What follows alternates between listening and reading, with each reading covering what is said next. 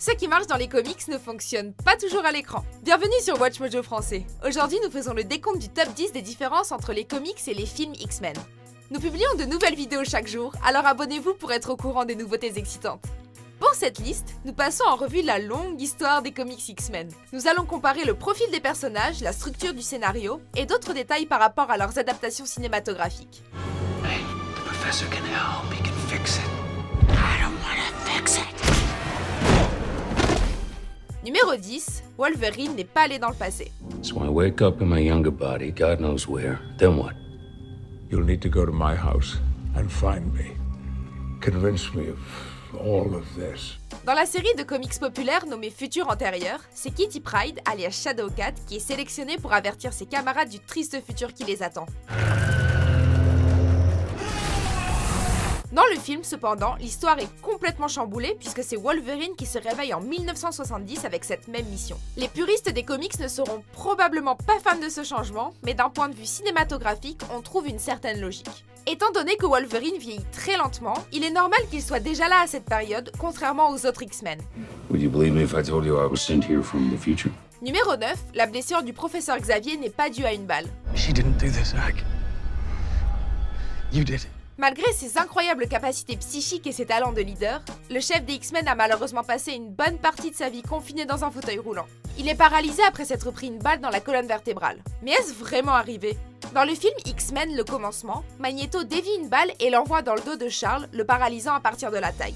Un écart plutôt radical par rapport à la version des comics, puisque Charles Xavier perd à l'origine ses jambes lors d'un violent combat contre un extraterrestre nommé Lucifer. Celui-ci fait tomber une énorme pierre sur lui dans le feu de l'action, le rendant handicapé. Numéro 8, les X-Men sont considérés comme des super-héros dans les comics.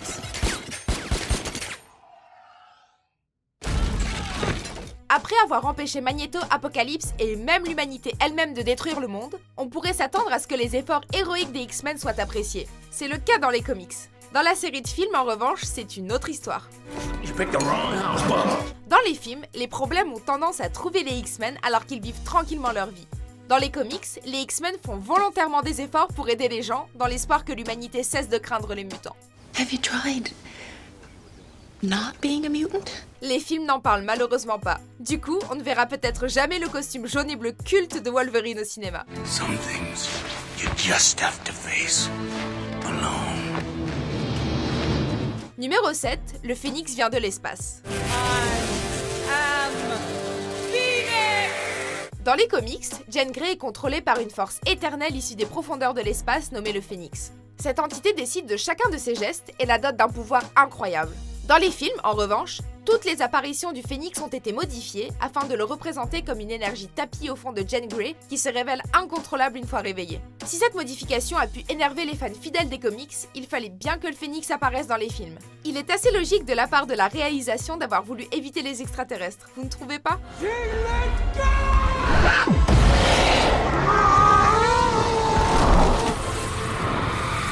Numéro 6, la taille de Wolverine.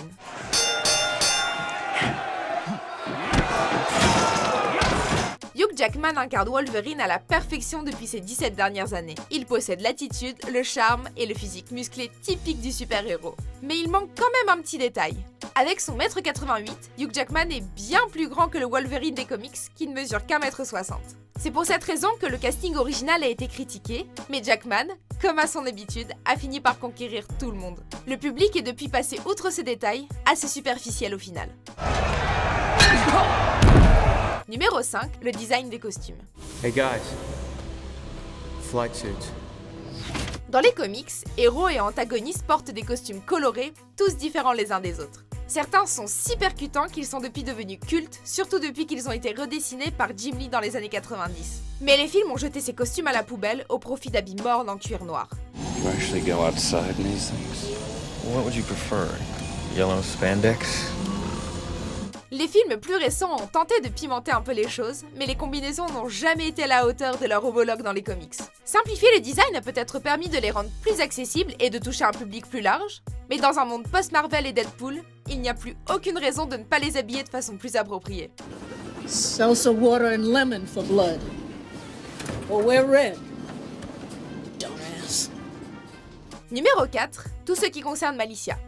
La plupart des personnages adaptés au cinéma ont été modifiés, mais Malicia est quasiment méconnaissable. Dans les comics, elle est adulte et malveillante. Elle absorbe vite les pouvoirs de Miss Marvel, dont sa capacité de voler, ainsi que sa force et sa résistance surhumaine. Well, all right, hun. Since you asked me nice. Dans les dernières années, les comics ont supprimé ses pouvoirs et elle est devenue chef d'équipe ainsi qu'une héroïne indispensable. Les films ont tout mélangé et l'ont transformée en une ado en fuite, toujours en attente d'être sauvée, sans jamais rien faire d'héroïque. Faire atterrir un jet une fois ne compte pas. Sérieusement, petite Malicia, tu peux arrêter de crier 2 secondes? On essaie de regarder le film.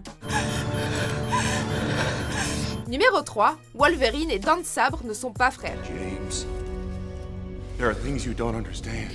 I need him to know. Si ces deux mutants bestiaux partagent bien une longue histoire commune, ils ne sont absolument pas dans la même famille. Parmi les choix douteux qui se sont retrouvés dans le film X-Men Origins Wolverine, celui-ci est presque aussi déroutant que leur version de Deadpool. On pourrait croire qu'ils ont tenté de créer un lien émotionnel entre les personnages en espérant que ça touche les spectateurs. We're brothers, Jimmy. You realize that? On ne peut même pas les considérer comme amis vu le nombre d'actes vicieux et abominables qu'ils ont commis l'un envers l'autre. Sans compter que s'ils sont frères, il y a une grosse incohérence dans le premier film des X-Men puisqu'ils ne se sont jamais reconnus. Ah, les détails. We're done. We can never be done, Jimmy. We're brothers, and brothers look out for each other. Numéro 2, l'équipe originale des X-Men est différente.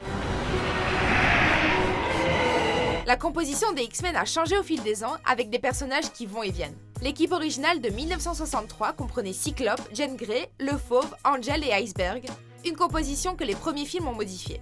Ils ont réduit l'équipe à 4 membres au lieu de 5, et c'est Cyclope, Jean Grey, Tornade et Wolverine qui feront partie du tout premier groupe au grand écran. Storm. What do they call you? Wheels? This is the stupidest thing I've ever heard. Tornade et Wolverine diffèrent pas mal de l'histoire originale puisqu'ils sont arrivés dans les comics bien plus tard, au milieu des années 70. Une équipe très différente, mais qui au final possède une certaine logique. Du coup, on aime bien le choix des producteurs. Thanks. Don't mention it. Avant de dévoiler notre vainqueur, voici quelques mentions honorables. They say you can imitate anybody, even their voice. Even their voice. I'm the wrong guy to play hide and seek with. Who's hiding? Dickhead.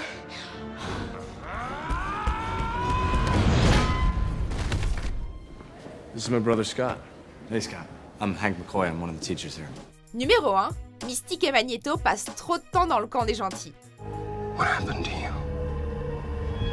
Did you lose your way while I was gone? La plupart des différences de notre liste sont assez minimes pour que la transition comics-film soit fluide, mais là, c'en est trop. Not all of us can fully control our powers. Then don't. You need to embrace them.